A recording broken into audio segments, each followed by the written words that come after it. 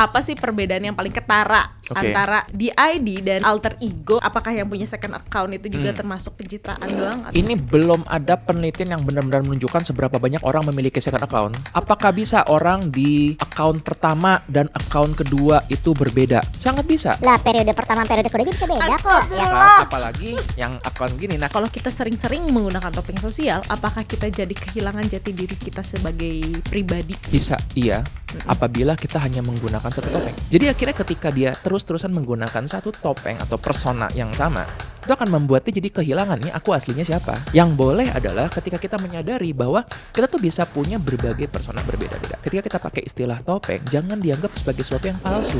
Kan kita tuh kadang-kadang suka di-label sama orang. Dan label-label itu tuh mempengaruhi nggak sih sama topeng sosial yang kita lagi gunakan ke diri kita sendiri? Halo semuanya, selamat datang kembali di podcast Ruang Tunggu. Kalian penasaran sama kesehatan mental? Yuk cari tahu bareng-bareng di podcast Ruang Tunggu. Karena di podcast Ruang Tunggu, kita tuh nggak cuma menunggu, tapi juga mencari tahu. Asik. Yuk mulai syuting dulu, udah siap semuanya? Siap. And action. Aku hari ini mau masuk ke segmen durian dunia dalam penderitaan, yaitu yang akhir-akhir ini tuh banyak menimbulkan pertanyaan. Soalnya tipis-tipis nih perbedaannya antara DID, personal apa sih? Kepribadian ganda, pencitraan, atau sebenarnya ini tuh alter ego gitu.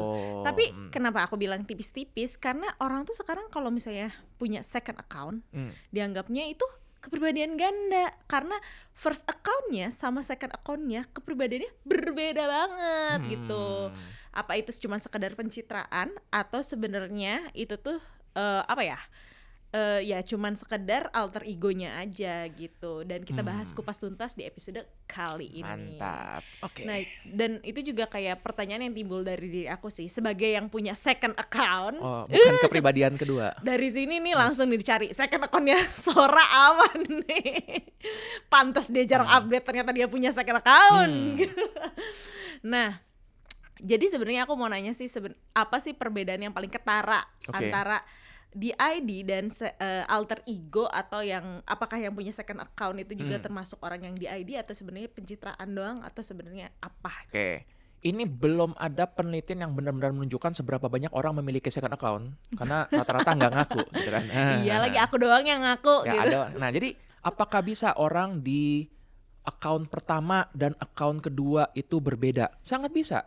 Lah periode pertama periode kedua bisa beda kok ya. Apalagi yang account gini. Nah, kenapa? Karena yang ditampilkan itu akan berbeda sesuai dengan apa yang agendanya dia. Biasanya nih first account itu kan yang memang akan dicari kalau orang mau ini ya, misalnya searching orang atau mungkin mau nyari-nyari kerja. Yeah. Biasanya ditampilkan yang bagus-bagus. Portfolio. Karena kenapa? Kalau dia ngomel-ngomel di situ, menunjukkan tentang mungkin diri dia apa adanya gitu, bisa jadi membuat orang jadi ragu. Jadi akhirnya ada sisi dari dirinya yang terpaksa ini harus ditekan. Tapi kan kita manusia, kita tetap pengen mengekspresikan dong. Oke, nah kadang-kadang kita jadi mengekspresikannya di satu tempat yang kita anggap aman. Itulah second account. Tapi second account belum tentu jadinya alter ego. Kenapa? Karena ini masih orang yang sama. Cuma bedanya di bagian ini wajah yang kutampilkan seperti ini, di bagian ini wajah yang kutampilkan itu seperti ini. Itu bukan alter ego. Mungkin yang mendekati adalah kita nyebut itu persona. Ya, persona itu adalah konsep dari Carl Jung. Jadi dia seorang psikiatris yang menjelaskan bahwa kita ini sebagai manusia, kita tuh pasti akan menggunakan topeng sosial ketika berinteraksi sama dunia. Jadi kalau menurut Jung, menggunakan topeng itu bukan cuma boleh, tapi malah harus. Kenapa? Karena kalau kita nggak menggunakan topeng sosial tersebut, dunia bakal bingung, orang-orang bakal bingung, saya pun bakal bingung. Misalnya, saat ini aku lagi hadir sebagai Andreas dengan persona sebagai narasumber dari Siniar, podcast Ruang Tunggu. Makanya aku nggak menggunakan baju dokter, aku bisa gayanya agak nyantai. Kalau aku lagi ketemu dengan pasien atau klien, ya aku Andreas yang menggunakan persona sebagai seorang psikiater, sebagai terapis ya. Yes, jadi bedanya adalah di sini aku bisa lebih belak-belakan, mungkin bisa lebih ceplas-ceplos. Sedangkan ketika lagi berhadapan sama pasien, tetap aja mereka pasti membutuhkan melihat sosok yang profesional. Nah di sini ini bukan alter ego, masih Andrea sama-sama. Bedanya adalah ada personanya yang A, ada persona yang B. Oke. Alter ego itu adalah ketika dia mungkin menggunakan nama berbeda, identitas berbeda, seperti misalnya Batman sama Bruce Wayne. Oke. Batman dan Bruce Wayne orang yang sama nggak? Sama. Itu juga. Cuma kan kalau ditanya tentang Bruce Wayne itu siapa? Seorang bisnismen, dia tampilannya rapi, sopan, santun gitu. Batman orangnya gimana? Tukang gebugin penjahat. Gitu. Jadi dia memberikan identitas yang berbeda dan tadi sampai mungkin dia menimbulkan kepribadian yang berbeda gitu dan cara ngomongnya berbeda, bahkan menyelesaikan masalah pun berbeda. Cosplay nggak sih jadinya? Mirip-mirip seperti gitu. Jadi dia kayak memainkan tadi persona berbeda. Dan kalau ditanya misalnya kita nanya ke Bruce Wayne, lu Batman bukan? Dia bilang kagak, gue bukan Batman gitu. Kira-kira gitu dia jawabnya ya. Nah, kalau kita nanya ke Batman, lu Bruce Wayne bukan? Bukan, I am Batman. Nah, dia mungkin pas ngomong gitu tidak bohong. Iya. Karena dia lagi mainkan seperti itu alter bermain egonya. peran. Bermain peran. Iya. Oke. Nah, terus gimana dong kalau misalnya first account sama second account namanya berbeda gitu? Belum tentu itu jadi alter ego. Kecuali memang ketika dia memainkan nama berbeda itu, dia memang menunjukkan suatu pola yang berbeda. Yang kayaknya lagi rame baru-baru itu kayak drama ya, can this love be translated? Iya. Itu juga ada yang nanya kan di kolom komentar kita, tolong dong bahas tentang Dorami. Iya. Yang kamu sempat semangat banget. Saya seneng banget waktu ada yang minta bahas Dorami. Seneng gue udah siapin semua fakta tentang Doraemon dan Dorami. Tapi begitu dibaca ternyata bukan ya. Nah kalau Dorami yang berbeda ternyata. Nah kalau buat teman-teman yang belum nonton ya, katanya sih aku karena belum nonton juga, tapi aku sudah melihat sekilas bahwa dalam film itu digambarkan ada nih tokoh tertentu yang dia tuh mungkin gambarannya secara umum dia mungkin pemalu, menahan diri, tapi ketika dia lagi memunculkan karakternya yang bernama Dorami itu, dia menjadi lebih belak-belakan, lebih terbuka, lebih bold gitu, lebih berani. Pertanyaannya apakah ini kepribadian ganda atau enggak? Iya. Kemungkinan bukan, itu adalah alter ego. Nah jadi bingung nih loh, kalau gitu udah kepribadiannya berbeda, kenapa masih dibilangnya bukan kepribadian ganda? Iya. Karena kalau kita ngomongin tentang DID, Dissociative Identity Disorder, itu adalah suatu kelainan, itu suatu bisa dibilang ya kondisi, penyakit. Oke, kalau dibilang penyakit agak susah juga sih, tapi bisa dibilang suatu kelainan. Nah itu dalam orang yang mengalami DID, itu kondisinya dia benar-benar terputus antara satu kepribadian dengan kepribadian lainnya. Oke, Contohnya? Kan jadi kalau bisa misalnya jadi, dari film deh, kalau tadi kan kalau alter ego itu kayak Bruce Wayne dan Batman. Iya. Ada nggak sih kalau dari film yang contohnya di ID gitu? Kalau dari cerita mungkin Dr. Jekyll, Mr. Hyde. Oke, itu ada cerita di mana nih yang satu pemberani yang mungkin bold, itu yang satu pemalu. Dan ciri khasnya adalah masing-masing kepribadian ini nggak mengenal satu sama lain. Di film ada mungkin namanya Split. Itu film yang cukup populer ya, katanya orang punya 23 kepribadian, walaupun itu tidak terlalu akurat ya. Karena akhirnya kan kalau secara film itu malah bukan film medis atau psikologis, nyata itu filmnya rada-rada horror thriller gitu. Iya. Yang lain lagi mungkin kalau filmnya Marvel itu Moon Knight. Oh iya. Film Moon Knight itu digambarkan bahwa dia memiliki dua kepribadian yang berbeda dan saling nggak mengenal satu sama lain. Nah, jadi ciri khasnya dalam kepribadian multiple ya, dissociative identity disorder adalah amnesia atau dia lupa ingatan di tiap-tiap kepribadian itu. Aku jadi kepikiran satu film, Fight Club itu di ID nggak sih? Fight Club yes, bisa termasuk seperti itu. Walaupun di Fight Club itu agak unik ya, karena biasanya mereka tuh nggak saling mengenal atau bahkan dia lupa satu sama lain. Kok ini kan digambarkan kayak dia kebagi split gitu dan seperti dia kayak komunikasi. Itu ya memang agak sulit kita mengkategorikannya apakah di ID mungkin gitu ada ciri-cirinya juga, apakah dia skizofrenia mungkin juga karena kan terbelah gitu pikirannya. Jadi itu salah satu gambaran juga. Tapi kalau khasnya ya, kalau oke, dan ini mungkin sebagai gambaran. Dissociative identity disorder itu sangat sering di TV dan di buku. Oh. Tapi sangat jarang di dunia nyata. Oh, I Begitu. see. Jadi kalau kita melihat cerita ya buku, film kan kayaknya wah sering nih gitu. Mirip kayak amnesia di film-film dan bukan sering ya kebentur dikit amnesia itu sering tuh. Di dunia nyata itu jarang sekali. Bahkan saya nih pendidikan psikiatri udah belajar ilmu tuh dari 2014 sampai sekarang udah 10 tahun lebih nih. Jumlah kasus dissociative identity disorder yang saya tangani adalah 0. Nggak ada. Pernah waktu itu dapat satu kasus ya waktu di tempat pendidikan kami, satu itu pun langsung jadi kasus yang dibahas di tes langsung karena selangka itu. Begitu. Tapi karena kasusnya seru ya akhirnya gampang diangkat di film, di cerita, di buku, seolah-olah itu sering banget. Begitu. iya iya iya iya iya. Balik lagi gini ke yang tadi persona ataupun yang paling sering berarti itu kasusnya dibanding DID, alter ego dan persona, kayaknya yang paling sering itu persona atau masking tadi itu ya. Yang dimana kita tuh harus menggunakan topeng sosial gitu. Betul. Nah, kalau kita sering-sering menggunakan topeng sosial, apakah kita jadi kehilangan jati diri kita sebagai pribadi gitu? Bisa iya, apabila kita hanya menggunakan satu topeng. Oh. Oke, ini paling berat dialami oleh teman-teman yang mungkin di dunia entertainment ya, misalnya kayak penyanyi, artis atau idol. Idol itu adalah salah satu pekerjaan paling berat karena kamu nggak boleh menggunakan persona lainnya. Idol yang kayak Jepang gitu ya? Iya, itu kan mereka ada berbagai kayak golden rule, nggak boleh punya pasangan gitu. Dia harus selalu senyum, harus selalu ceria. Jadi akhirnya nggak boleh punya image lain di mata orang-orang selain dia sebagai idol. Bahkan ada yang jokes, Korean pop gitu ya. itu termasuk juga. Bahkan ada jokes ini kan, idols don't poop. Sampai ada anggapan gitu bahwa idols itu nggak buang air gitu. Kenapa? Karena itu nggak idol banget deh. Iya. Jadi bayangkan hidup dengan seperti itu, di mana bahkan orang nggak boleh tahu bahwa gue ketul-tulih perut gue sakit, nggak boleh. Jadi akhirnya ketika dia terus-terusan menggunakan satu topeng atau persona yang sama, itu akan membuatnya jadi kehilangan nih aku aslinya siapa. Yang boleh adalah ketika kita menyadari bahwa kita tuh bisa punya berbagai persona berbeda-beda. Dan sekarang misalnya tadi aku dengan sadar, oke, aku akan menggunakan personaku sebagai seorang narasumber untuk podcast ini.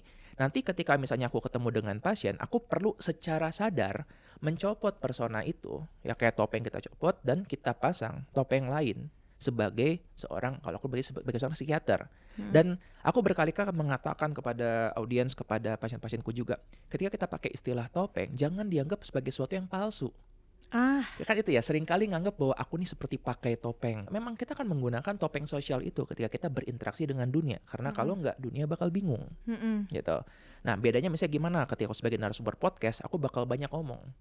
70% dari durasi mungkin aku bakal ngomong. Tapi ketika aku lagi menjadi seorang psikiater, sebaliknya, aku harus lebih menahan diri.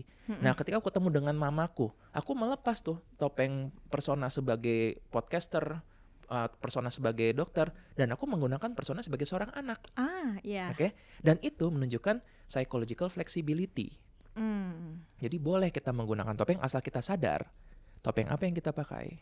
Ya. Gitu. Yang sering jadi problem itu kita nggak sadar topeng yang dipakai. Nih contohnya misalnya teman-teman yang dulu mungkin pernah jadi korbannya waktu ospek. Ada kan tuh senior-senior yang galak, yang kami begini untuk kamu deh, kami juga capek. Dia pikir dia pakai topeng monster tuh. Tapi bagi yang melihat ya mungkin ini orang pakai topeng badut. Sok-sok keren gitu, sok-sok galak, jadi nggak sesuai personanya. Itu yang terjadi kalau dia memaksakan. Aku ada pertanyaan lagi nih, kan katanya tuh kalau yang di ID gosipnya ya, ini nanti kau bisa jawab mitos atau fakta.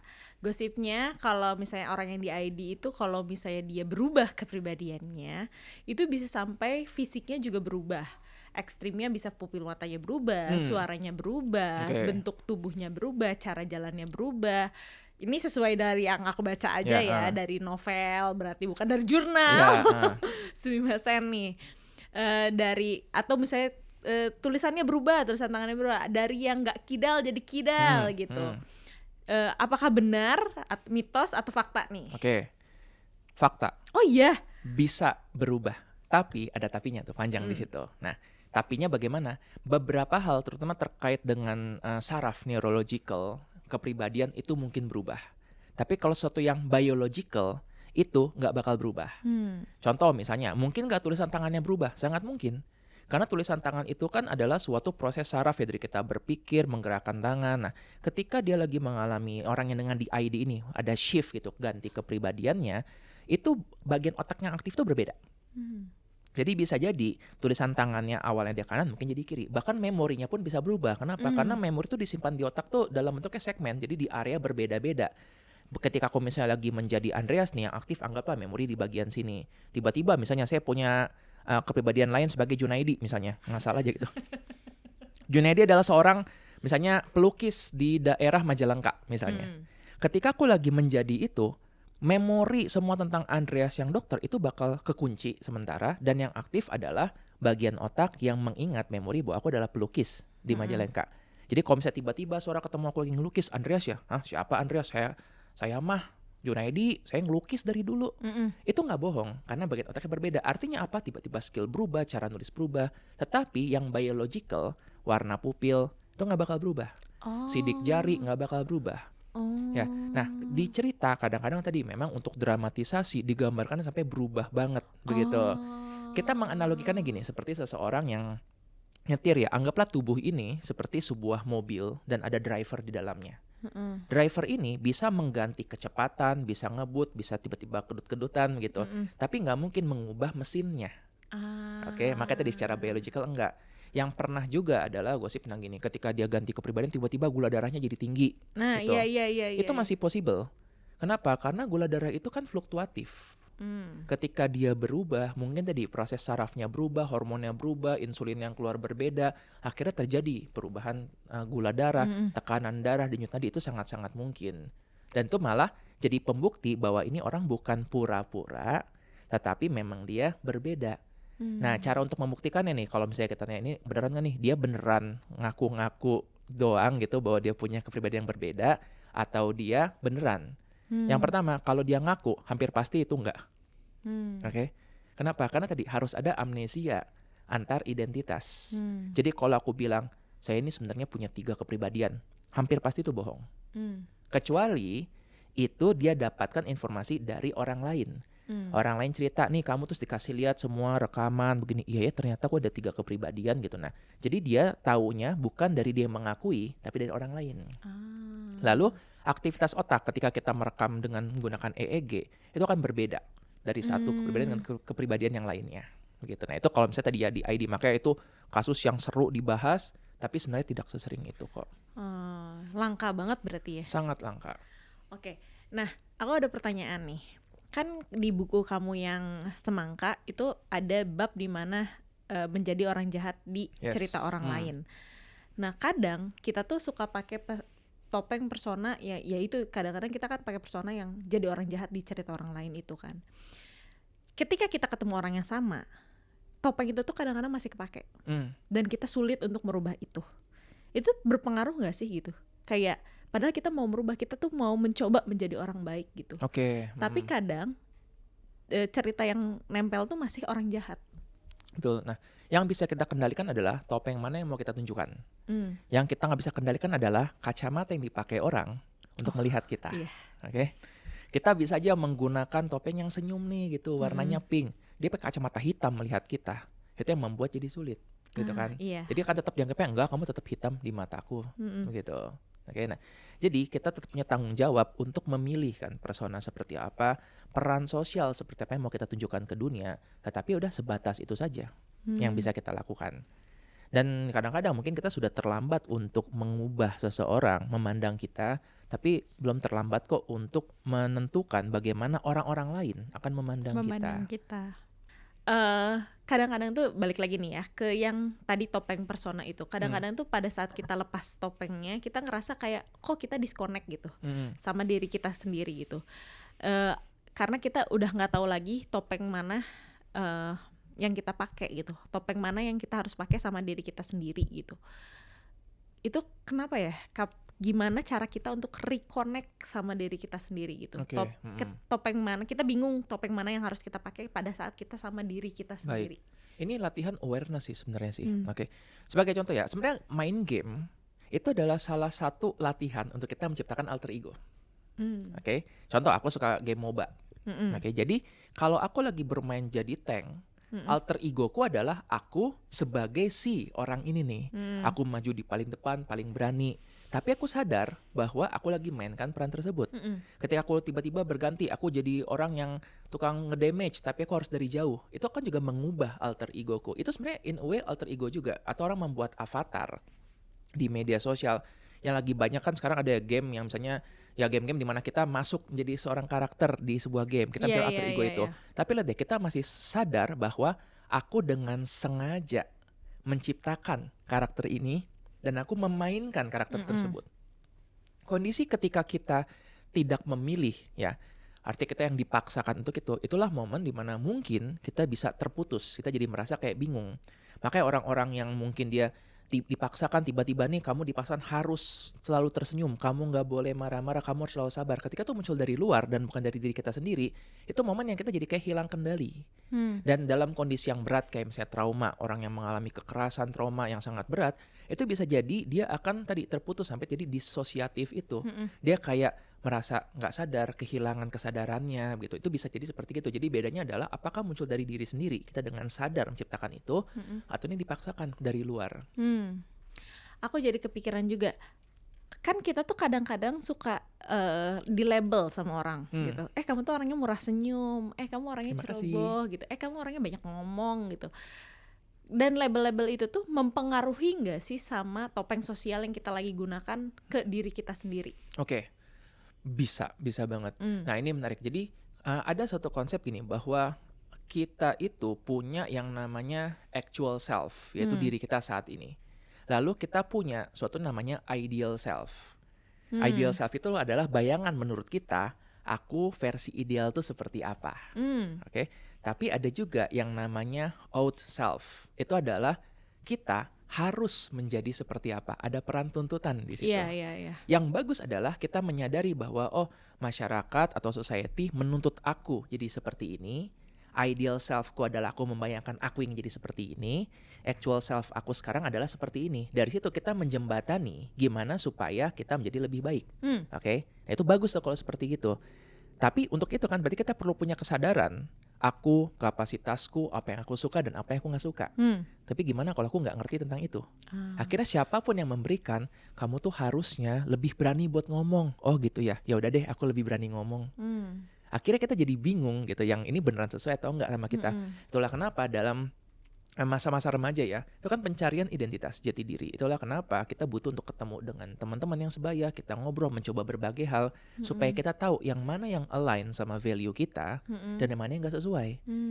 Oke, dan ini masalahnya pada seorang anak yang mungkin terlalu sering disuruh nurut aja sama orang tuanya. Jadi kehilangan identitasnya sendiri karena dia selalu bergantung pada orang lain. Jadi akhirnya tadi ketika dibilang tuh kamu harusnya begini, harusnya gini, dia jadi ngikut dengan itu. Ya kalau ternyata align atau sesuai dengan keinginan dia nggak masalah. Tapi akan terjadi masalahnya dan banyak datang kepada aku ya adalah dia merasa kok aku seperti tidak menjalankan hidup yang kuinginkan. Terus sebenarnya kan juga premis yang dibahas di buku Semangka gitu tentang seorang yang hidup terus merasa ini bukan hidup yang kuinginkan, aku seperti hidup menjalani hidupnya orang lain. Itu bukan yang aku inginkan. Nah, balik lagi nih ke si persona ataupun alter ego itu. Jadi sebenarnya nggak masalah orang memiliki second account ataupun third account atau mungkin fifth account. Sejauh mana itu nggak masalah. Oke. Selama kita bisa dengan sadar mengkompartemen itu ya, dengan membagi bahwa nih ini adalah aku, ini adalah second account aku, itu nggak masalah. Karena ada alasan kenapa kita bisa membuka second account itu dan lebih bebas. Karena ada psychological safety di situ. Ya kan? Kita lebih bisa memfilter siapa yang ada di situ. Aku di second account biasanya aku ngeposting tentang hobi-hobiku tanpa mungkin orang mempertanyakan tentang, kenapa dia melakukan seperti begitu. So, psychological safety ini jadi penting karena dia jadi kita sebagai manusia bisa mengekspresikan. Oke? Nah, third account dan lainnya boleh juga, tapi kita jadi mempertanyakan kenapa sampai butuh sebanyak itu, se-insecure apa orangnya. I see. Oke, kalau gitu kita masuk aja ke segmen Semangka, sesi mengupas solusi kehidupan. Oke, apa sih yang kita bisa lakuin agar tetap terhubung sama diri kita sendiri? Apakah kita harus apa sih namanya tuh latihannya tuh kayak gimana? Oke, baiklah. Jadi ini adalah selain tadi awareness ya, sorry aku potong. Ini adalah bagaimana kita supaya kita mungkin secara sehat kali ya. Yang pertama adalah potongan semangka pertama. Mungkin kita bakal ada 3 ya. Potongan semangka yang pertama adalah it's okay untuk kamu memiliki beberapa peran sekaligus. Tidak ada aturan yang mengatakan bahwa kita hanya boleh menggunakan satu peran saja. Ya, nggak apa-apa kok. Tapi kita perlu untuk menyesuaikan, ya sesuaikan peran apa yang cocok di situasi tersebut. Oke? Artinya nggak bisa nih. Aku di depan klien atau depan customer, aku galak, bentak-bentak, katanya kok kamu gitu sih sama klien? Lah, aku emang begini orangnya. Nggak bisa. Mungkin kau bisa menunjukkan itu kepada pasanganmu di rumah yang biasa dengan nerima kamu belak-belakan, Iya, mungkin iya, dengan teman-teman nongkrongmu, tapi klienmu nggak bisa seperti itu. Jadi iya. potongan semangka pertama adalah sesuaikan peran kamu dengan apa yang diharapkan di situasi tersebut. Oke. Nah, potongan semangka kedua adalah kita butuh untuk mengeksplor masing-masing peran tersebut.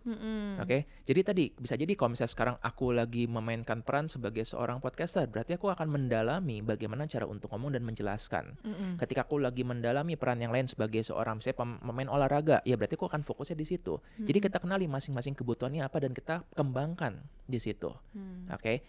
Nah, dengan kita memfokuskan kayak begitu masing-masing, jadinya masing-masing persona ini dia tidak akan melebur. Jadi dia masing-masing berdiri sendiri dan kita tahu kekuatannya apa dan kekurangannya apa. Iya. Beberapa pasien aku bisa menyarankan gini. Ada pasienku yang dia sangat khawatir dengan penolakan. Wajar ya, saya yakin juga teman-teman sini ada yang takut itu dengan rejection. Aku juga. Yes, problemnya adalah dia bekerja sebagai sales. Oh yes. Bayangkan, dia perlu untuk menawarkan produk dan dia Yeah. takut dengan penolakan.